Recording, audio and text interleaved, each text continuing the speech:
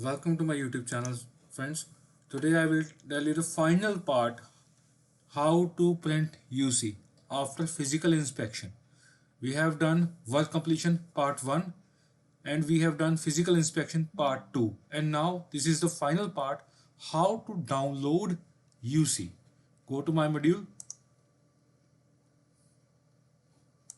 development work, work assignment. Then here see this work I just completed here, work marked as completed in a physical inspection video.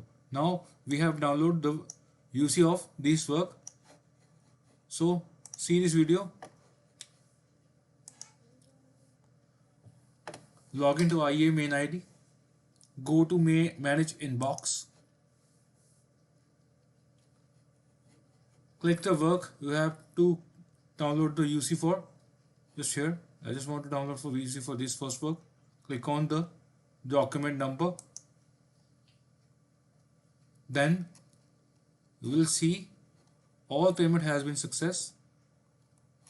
All things done very good here. Now you will show option of utilization certificate here. Just click on it. You will show all the vendors. You have to download one by one all of this. These are all UCs of the payments you have done by this main ID to the vendors.